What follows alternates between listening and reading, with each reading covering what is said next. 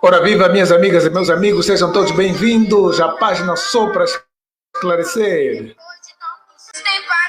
Já estamos no ar, já estamos no ar. Eu sou o Cianuco Monteiro e do outro lado você tem o meu grande amigo Hugo Jordão, Paz a e quem eu graça, saúdo com a bendita paz do Senhor Jesus. paz e graça, pastor Cianuco Monteiro, grande amigo e companheiro. Paz e graça a todos os irmãos que nos escutam, que nos acompanham. Certo estamos que temos uma proposta tremenda para apresentar para a nossa audiência. Boa, boa. Nós vamos dar um tempinho para esperar os nossos irmãos aparecerem aí com os likes, os comentários e as partilhas. E nós então vamos prosseguir a nossa live do dia de hoje. Ela vai ser breve, mas porém muito importante. Deus rico e poderosamente abençoe. Vamos esperar você chegar.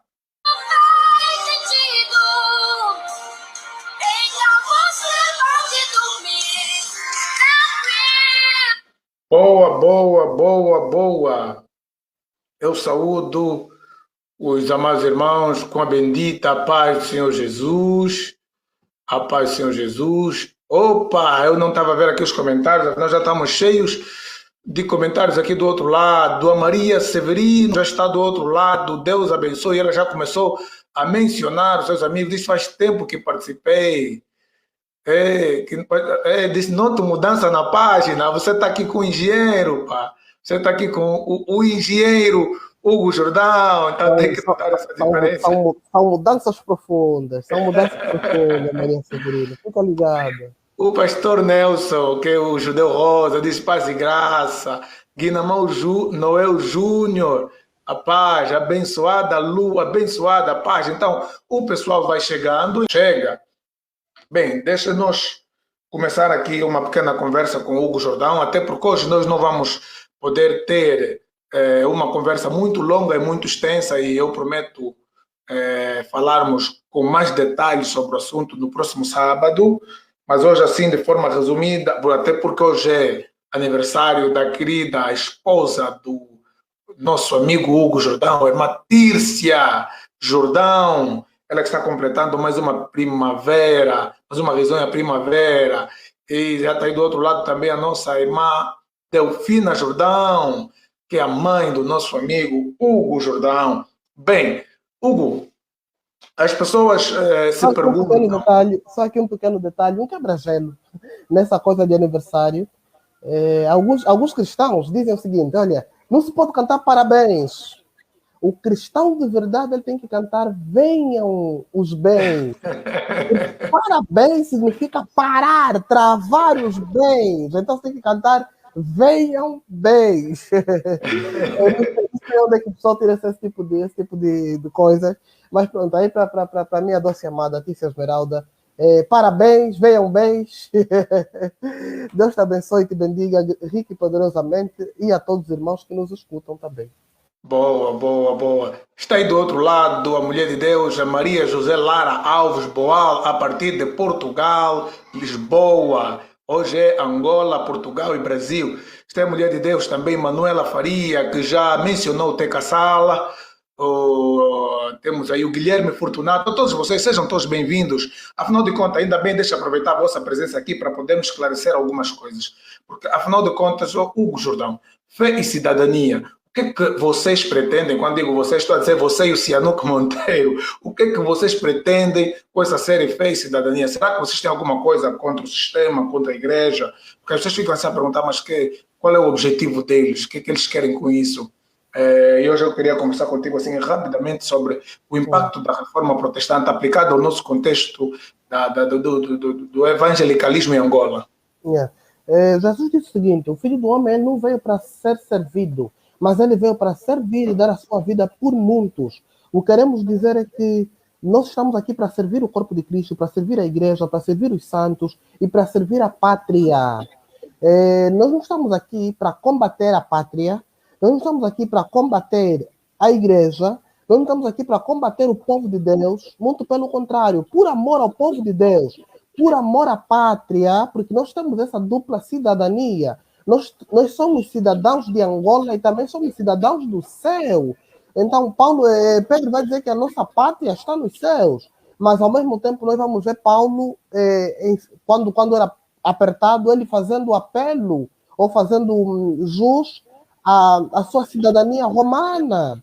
Então nós vamos ver que esse dispositivo, essa graça que ele tinha de poder aí apelar para a sua cidadania romana, abriu-lhe muitas portas. Por exemplo, ele foi até a Roma, ele quando apela para César, ele exigiu, falou, olha, eu sou cidadão romano, eu quero ser julgado pelo próprio César. E aí a história vai narrando que Paulo, no caminho que ele fez para Roma, foi uma bênção tremenda, enfim, para dizer que nós temos essa dupla de cidadania e nós temos esse dever. Qual é o nosso dever? Nosso dever é de servir. Servir. Mas agora, no processo de servir, uma coisa que a igreja angolana, o cidadão angolano precisa entender, é que no processo de servir, o servir também envolve muitas das vezes a confrontação com tudo aquilo que se constitui um entrave para o bom funcionamento das coisas. Tudo aquilo que se constitui um entrave para o bom funcionamento do corpo de Cristo, para o bom funcionamento da própria pátria, para o bom funcionamento das coisas, tudo aquilo que se constitui um impasse real, um impasse mortal, nós não temos outra escolha a não ser confrontar. E por que disso? Porque isso faz parte da missão de servir. Disse no princípio que o Filho do Homem não veio para ser servido, mas para servir. Então, a nossa missão enquanto servos, repara que nós não estamos aqui para nos servir, para ganhar fama em cima disso, para aumentar a esfera de influência em cima disso, não. É uma missão, é um trabalho de servos.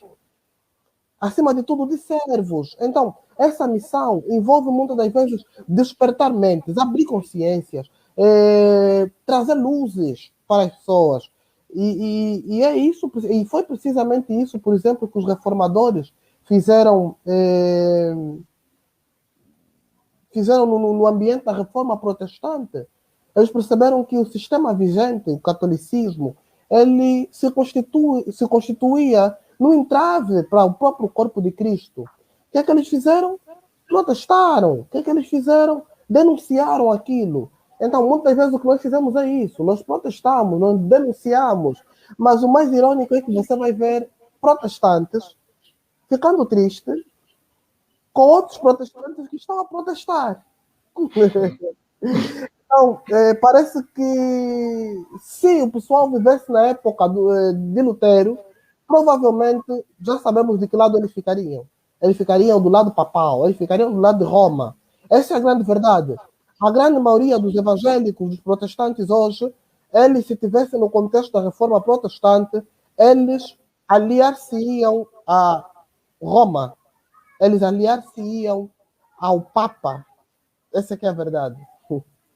Bem, boa, boa. Agora, falando em reforma protestante, Hugo, é algo que eu queria refletir aqui consigo. Quais são as lições da reforma protestante que nós podemos aplicar no nosso contexto do evangelicalismo em Angola? O que é a reforma? Porque tem crentes aí que nunca ouvem falar reforma, mas o que visou a reforma protestante, assim, de forma resumida, quais são alguns pontos centrais que nós podemos aplicar à nossa realidade? A reforma protestante, ela teve motivações puramente teológicas, apesar de que, obviamente, ela vai aí extrapolar para outros ramos da vida, mas ela teve implicações puramente teológicas, ela começou com questões puramente teológicas. O sistema católico vigente havia introduzido no corpo de Cristo, na igreja, uma série de heresias, uma série de doutrinas errôneas, doutrinas de perdição, vendas de indulgências, ou seja, pessoas que diziam assim, olha, se você pagar, vamos supor que um familiar teu já morreu e ele não vivia uma vida em Cristo, mas ele foi batizado enquanto ele era bebê. Então, se você pagar um certo dinheiro, acho que foi Witzel, se eu não tenho erro do nome do sujeito, ele dizia que toda vez que uma moeda bate no cofre da igreja, uma alma sai do purgatório e vai direto para o céu. Se você pagar, a alma do teu familiar, ele sai do purgatório e vai para o céu. Então, para dizer o quê? Para dizer que a igreja estava recheada, inundada de sincretismo religioso, misticismo, feitiçarias, bizarrices, doutrinas de demônios. E não dava para prosseguir assim, não dava para prosseguir assim. Coisas precisavam mudar, a verdade das escrituras precisavam ser estabelecidas e afirmadas. Então vamos ver uma sintetização da reforma protestante em 5 pontos. Primeiro, sola fide, que significa somente a fé. Ou seja, o homem é salvo única e exclusivamente pela fé na pessoa de Cristo Jesus. Então, você vai ver que o homem não é salvo. O homem não é salvo pelos méritos de Maria. O homem não é salvo pelas suas obras. O homem não é salvo aí pelo dinheiro que alguém pode pagar. Não. O homem é salvo única e exclusivamente pela fé na pessoa de Jesus Cristo.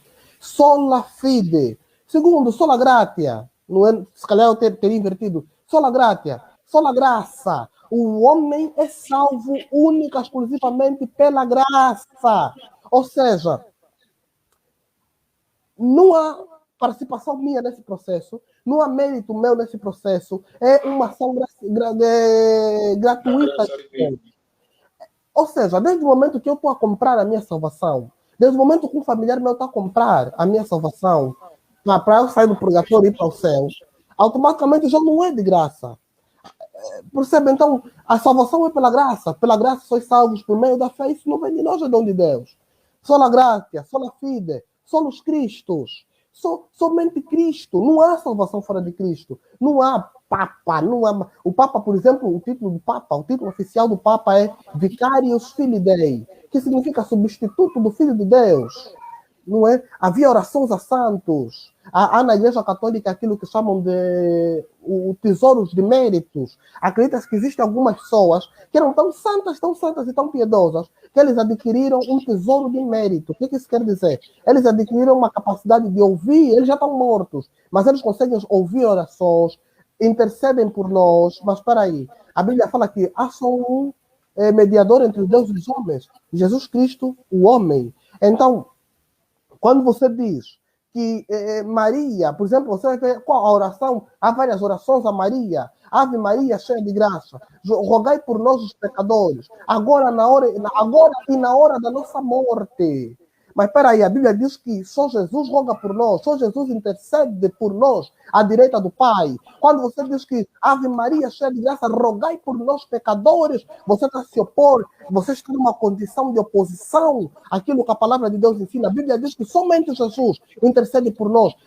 Ele é o único sumo sacerdote. Ele é o nosso sumo sacerdote porque ele é o intermediário entre Deus e os homens. Ele é o intermediário perfeito. Por quê? Porque ele é verdadeiramente Deus e ele é verdadeiramente homem. Como verdadeiramente Deus, ele consegue nos representar diante de Deus. Como verdadeiramente homem, ele consegue representar Deus diante dos homens. Por isso, ele é o perfeito sacerdote, o perfeito intermediário entre Deus e os homens. Mas quando você diz que não, há outros intermediários no processo. Maria, rogai por nós. Santa Ana, rogai por nós. Santo Antônio, rogai por nós. Santo Alfredo, rogai por nós. Automaticamente você destruiu o Evangelho, você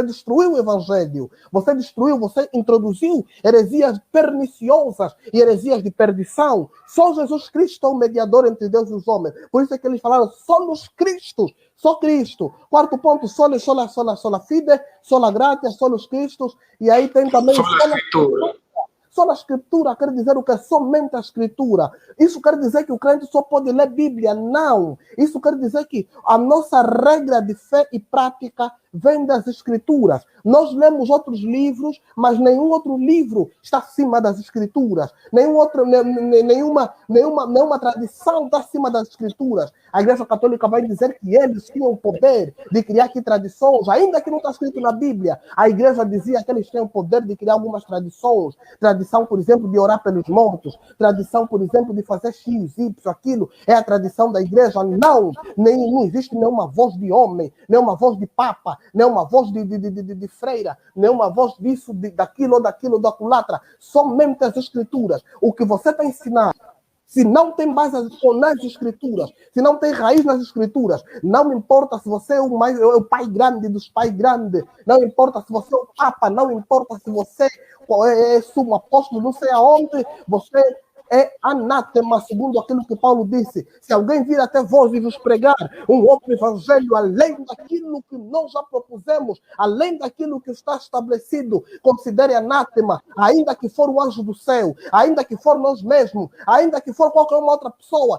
se não for de acordo com as escrituras, considere anátema, maldito. Paulo disse que os irmãos da Tessalônica eram mais nobres.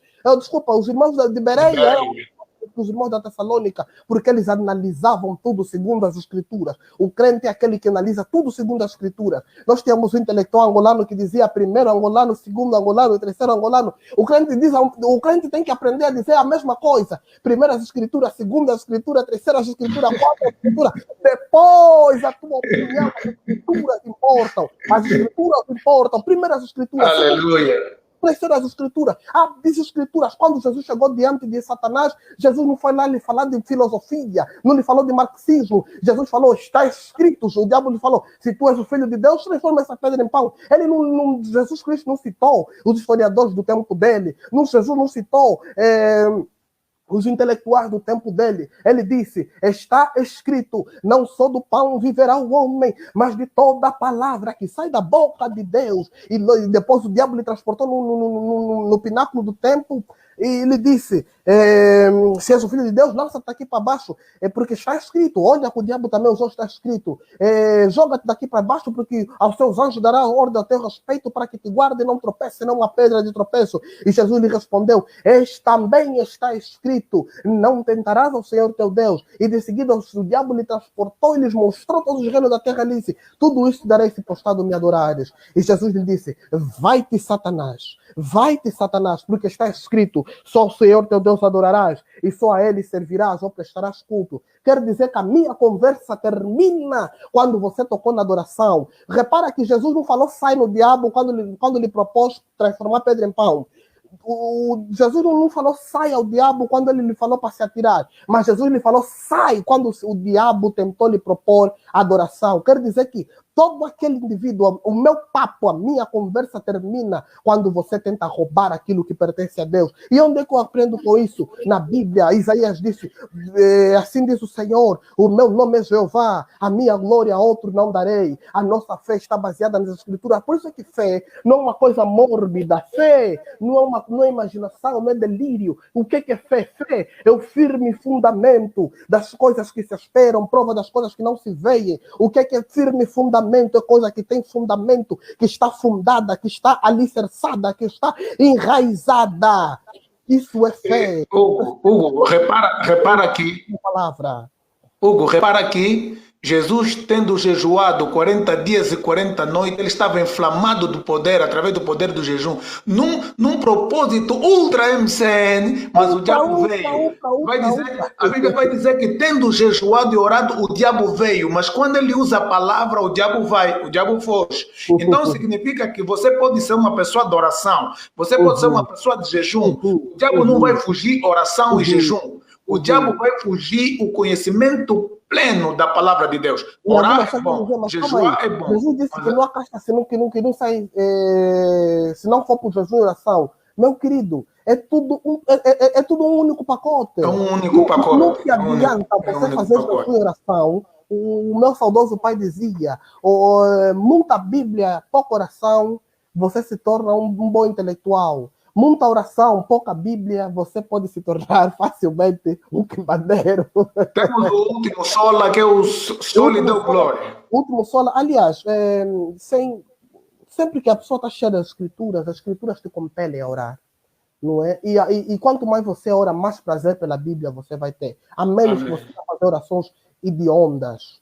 E o último sola é o sol e deu glória. O que é que isso quer dizer? Que a glória de Deus não pode ser repartida com mais ninguém. A glória de Deus não pode ser repartida com Maria. Não pode ser repartida com os santos. Ora, se eu posso interceder a Maria e Maria depois intercede a Jesus. Quer dizer que Jesus está a dividir a glória dele com Maria, está a dividir a glória dele com mais alguém? Não, a glória pertence única, exclusivamente a Deus, porque dele, por ele, para ele são todas as coisas. Glória, pois, a ele eternamente, amém, porque neles foram feitas todas as coisas. Oh, aleluia! Sim, todas as coisas foram feitas por meio dele. Sem ele, nada do que foi feito se fez. Ele é o Todo-Poderoso. Ele é o Alfa. Ele é o Ômega. Ele é o princípio e o fim. Ele é aquele que declara o fim desde o início. Ele é aquele que disse que és que põe uma porta diante de ti, e a porta que eu fecho, a porta que eu abro, ninguém fecha, e a porta que eu fecho, ninguém abre. Ele é aquele que disse, ainda antes que houvesse dia, eu sou, e ninguém há que possa livrar alguém das minhas mãos, porque operando eu, quem me impedirá? Ele é aquele que disse que eu estive morto, mas eis que vivo pelos séculos dos séculos. Ele é aquele que disse, eu sou o pão da vida, quem comer desse pão jamais terá fome. Ele é aquele que disse, eu sou a água viva, quem beber dessa água jamais terá sede. Ele é aquele que disse, eu sou o bom pastor é aquele que dá a sua vida pelas suas ovelhas. Ele é aquele que disse, sem mim nada podeis fazer. Ele é aquele que disse, eu sou a videira verdadeira, meu pai é o lavrador, todo aquele que tiver em mim não dá fruto, meu pai corta, mas aquele que tiver em mim dá fruto, meu pai limpa. Ele é aquele que disse, eu sou a ressurreição e a vida.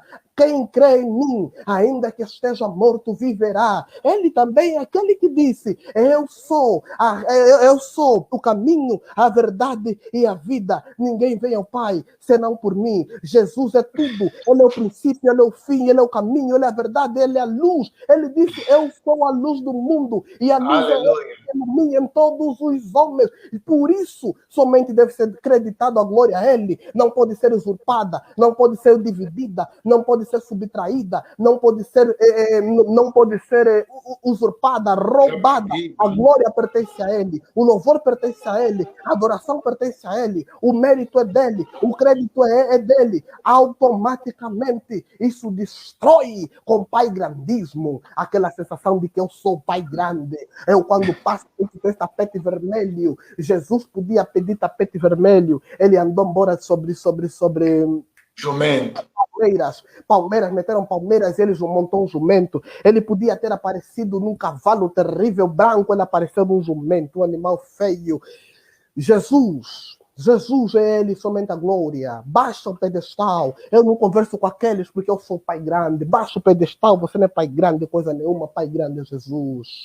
Aleluia, aleluia. Hoje o pessoal está escrevendo aí essa conversa para adulto. Hoje o Cota Hugo está muito eloquente, escreveu o Guilherme Fortunato. Hugo Jordão, aproveitando essa deixa do Sol e deu glória, eu queria dizer o seguinte, assim, rapidamente para os nossos seguidores. Haviam dois pregadores, pregaram numa grande atividade, numa mega atividade. Depois do primeiro pregador pregar, as pessoas saíram daí dizendo, que grande pregador. Depois do segundo pregador pregar, as pessoas saíram daí dizendo, que grande salvador. Ou seja, entre os dois pregadores, um levou as pessoas a admirarem o seu potencial, a sua eloquência, o outro levou as pessoas a glorificarem o nome de Deus. Aproveitando essa deixa, eu queria aqui que o Hugo nos falasse um bocadinho, de forma resumida, sobre a quem devemos, para quem nós estamos fazendo discípulos. Porque se a glória é para Deus, vimos que o segundo pregador atingiu o objetivo, que é levar as pessoas a glorificarem a Deus. Embora o primeiro fez com que as pessoas admirassem o seu potencial, a sua eloquência. Hugo, pode nos falar sobre essa diferença de fazer discípulo para Jesus e fazer discípulo para nós mesmos? Meus irmãos, nós temos que ter muito cuidado, porque enganoso é o coração do homem. A maioria das pessoas pensam que a maioria dos pregadores, os moços que você anda vendo no Facebook, essas pessoas andam a trabalhar para Deus, mas na verdade não. Todo o investimento que eles fazem, na verdade tem um propósito bem estabelecido. O propósito é construir grandes impérios para eles mesmos. Em outras palavras, ainda que eles não se apercebam disso, bem no fundo do coração dele, existe um sentimento de glória própria. Então, o que é esse servo de Deus? Um servo de Deus é aquela pessoa que já identificou esse sentimento de glória própria e jogou na lata do lixo. E ele faz literalmente o que João Batista disse, que ele cresça e eu diminua. Então, o que acontece? As pessoas hoje em dia, nesse afã de ser relevante, nesse afã de poder ser uma pessoa reconhecida, O que eles fazem? Sem se darem conta, eles começaram a amontoar para si discípulos. Eles começaram a amontoar para si seguidores, mas não são seguidores para o mestre necessariamente, são seguidores para eles mesmos, que lhes paparicam, que lhes bajulam, que criam aí uma atmosfera, não lhes olham como um servo, como um irmão que está aí para lhes servir. Um fã-clube. Criaram fã-clubes. E essa cultura é uma cultura contra o Solidão Glória. Quando você vira aí os média, quando você vira aqueles pastores... Vou te dar um exemplo. Quando você está aqui, por exemplo, com o pastor Sianuque ou um outro servo de Deus, geralmente você termina de lhe ouvir e fala, poxa, aprendi sobre aquela doutrina, aprendi sobre aquilo. Quando você ouve os falsos profetas, os seguidores deles só falam deles. Aquele homem, aquele fulano, aquele cicrano, eles não sabem nada de doutrina, não sabem nada das escrituras. Então, isso são sinais de que você se tornou membro de um fã-clube. Essas igrejas não são igrejas, são fã-clubes, são clubes de amigos, são verdadeiros fã-clubes, onde a glória não recai para Deus,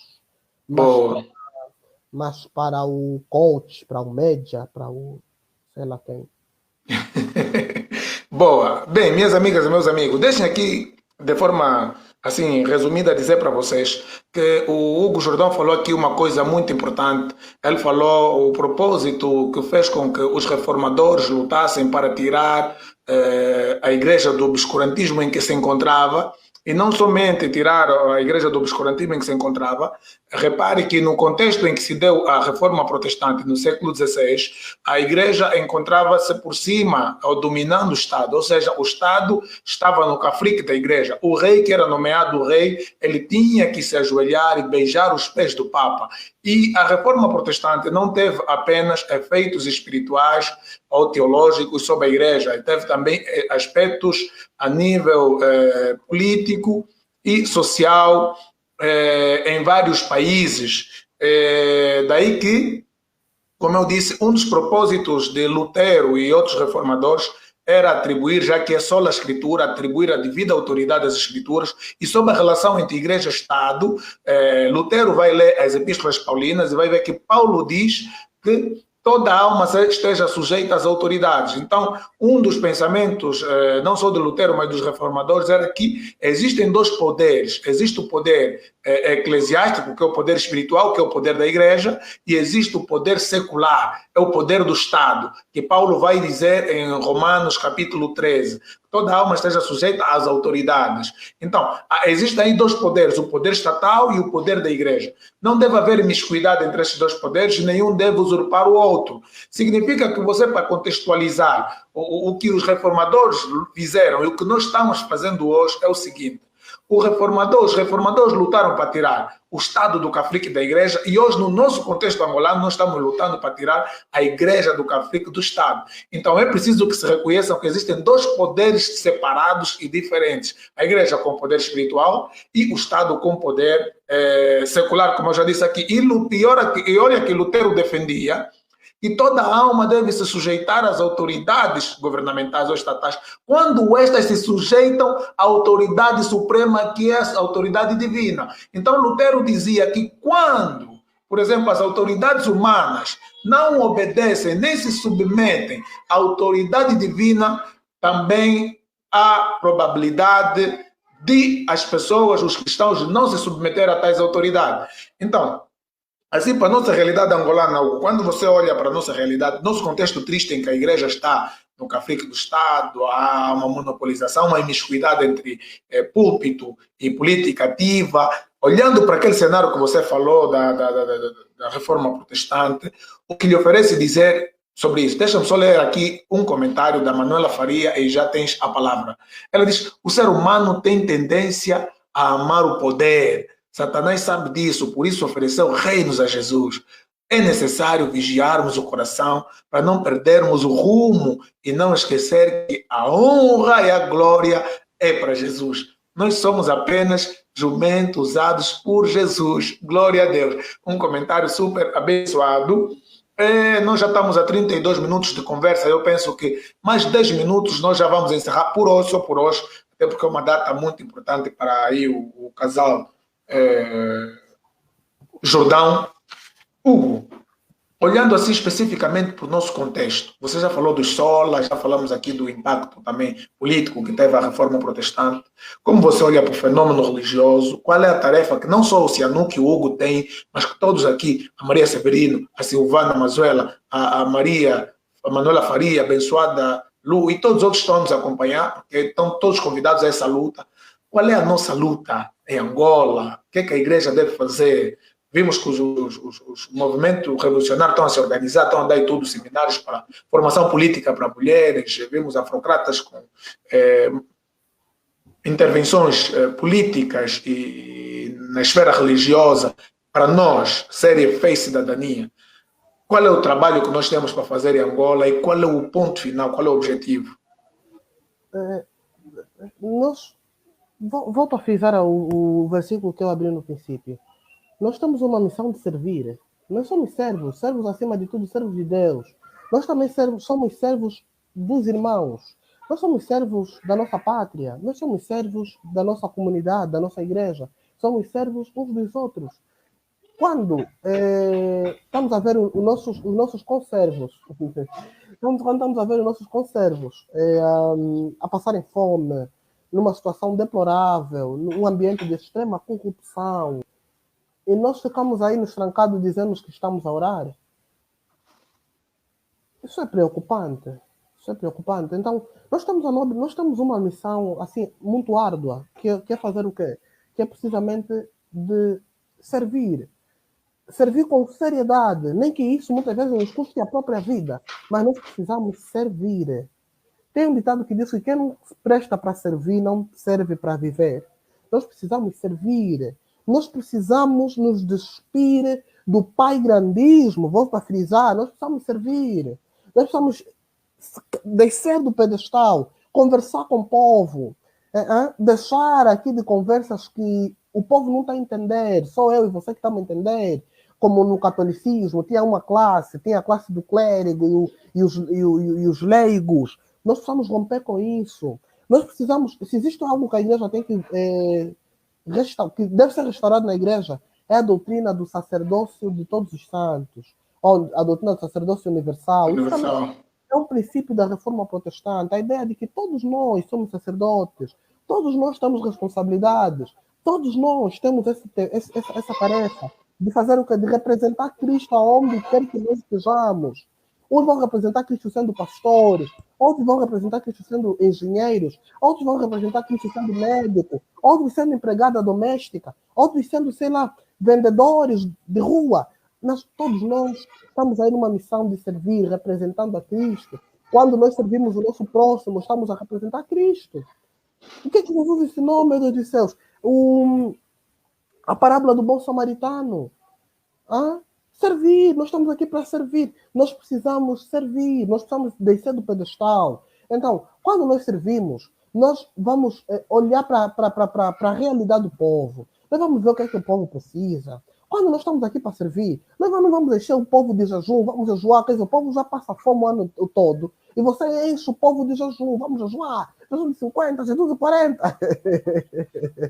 Quer dizer, o irmão que está vindo jejuar, todo magro, todo magrinho, a irmã que está vindo jejuar, toda magrinha, uns com problema de estômago, e ainda depois vem aquele cantor que cantou, como é que dimensão é muito alta. Eu não entendo, ele tem uma prática que diz que a irmã que sofre de problema de estômago, mas vive jejuando, quer dizer, até os cantores já cantam isso como se fosse esse é o nível, quer dizer, nós vamos olhar para os problemas das pessoas. Há dias ouvi um jovem, as pessoas morrem nas nossas igrejas, as pessoas jovens morrem justamente por causa das condições que nós vivemos no país. E o que é que nós fazemos em relação a isso? Como é que nós estamos a levar a nossa cidadania? Como é que nós podemos impactar? Como é que nós podemos falar, dialogar, criar pontes para dialogar com os políticos? Aquelas pessoas que têm poder. E, aliás, os políticos não são só aí. Os políticos também somos nós. Os próprios crentes, os crentes que estão nas igrejas, que estão no parlamento também. Angola tem quantos por cento? Acho que são 89% ou 90% da população é cristã, diz o censo. Estás a ver? Então, o político somos nós. Quer dizer que esse que está a roubar, que está a meter dinheiro em malas, provavelmente é membro da igreja do pastor nosso. Está a ver como é que as coisas são, o pastor Sanuca? Exato. O fulano que andou a meter dinheiro nas malas, há uma grande probabilidade, porque se somos 90% de cristãos do país, há uma grande probabilidade daquele que meteu dinheiro na mala ser membro da nossa igreja, ser membro de uma outra igreja evangélica, ser membro de uma igreja. Quer dizer, nós vivemos nessa situação. Então, se 90% da população é cristã e o país é um dos países mais corruptos do mundo, o que é que se pode inferir? É que os cristãos desse país são altamente corruptos. E existe cristão corrupto? Não. Quer dizer que temos problemas de conversão genuínas. O que as pessoas estão a aprender? O que as pessoas estão a aprender? Aquilo que Paulo disse, aprendem sempre, mas nunca chegam ao conhecimento da verdade. Quer dizer que estão a aprender mal. Estão a aprender coisas erradas. Você vê pessoas que não são instruídas. Você falou que os afrocratas, por exemplo, estão a organizar fóruns de educação política para as mulheres. Você vai ver. Eu fiquei muito triste, eu me lembro em tempos que fui para Angola. Quer dizer, irmãs que eu deixei, eu já tenho filhos, mas estavam a amamentar, estavam no grupo de dança, ela está a amamentar, quer dizer, ela está no grupo de dança, você está a ver, ela está a dançar, está a saltar, está a cair leite, pá, coisa até que nem é lícito falar. Boa. Já devia estar num outro nível, aquilo que você fala sempre, pelo tempo, já deviam ser mestres, mas estão aí, coisas patéticas, coisas fúteis. Eu sou terminado contra essa brincadeira na igreja. Não existe isso dançar para Jesus, para princípio de conversa. Se você não está preparado para essa conversa, você provavelmente vai achar que eu estou a ser extremista. Mas deixa eu te dizer que não existe isso, para dançar para Jesus. O que é que muitas vezes, na maioria das vezes, o que é que as nossas igrejas fazem pelas mamás? A não ser eles confinar em grupos corais. O que chamam de sociedade de senhoras. Bem, as poucas mulheres estudadas são concubinas dos marimbondos. E elas assumem que grandes posições.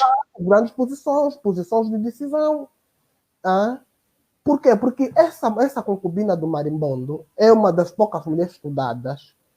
E uma mamã nossa lá do coral nunca teria meio de dialogar com essa pessoa, porque o nível é mesmo desproporcional. Exato. Nós precisamos falar de instrução. Nós precisamos reformular e reformar os sistemas de escola dominical. Escola dominical não pode ser vista como coisa para crianças. Nós temos que finalizar o nosso ensino. Não se pode falar. Eu me lembro, em tempo voltei, estava a conversar com o pessoal da escola dominical e falei, como é que está sendo a dinâmica daqui da escola dominical? Nós recebemos as revistas que vêm do Brasil e depois também temos o FAICI com a apostila. Olha, eu falei, meu irmão, apostila é coisa do século passado, meu Deus dos céus.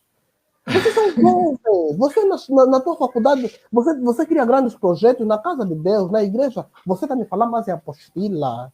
Está me falando de buscar coisa do Brasil. Então aqui os jovens estão a fazer o que é que não conseguem criar aqui uma delegação e expandir, criar aqui, quer dizer, a cultura de mediocridade é muito grande, para pastor assim, não quer muito assunto. Exato.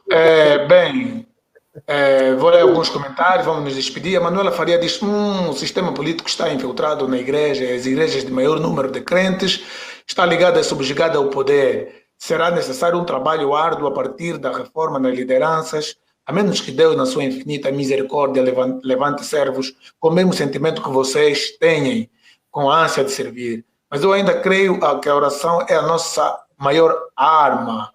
E falou aqui o Teca Sala, irmã Manuela Faria, você que na tua tumba fazem jejum de 100 mais 15. Resumidamente, eu queria dizer para vocês que, para que não nos percebam mal, nem o Hugo, nem o Cianuco Monteiro são contra a oração e contra o jejum. Aliás, uma das coisas que eu mais faço na minha vida é jejuar.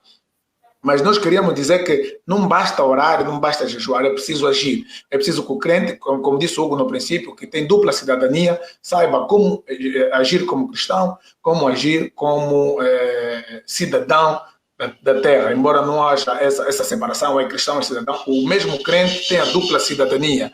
Então, no próximo sábado nós estaremos aqui pontualmente às 20 horas,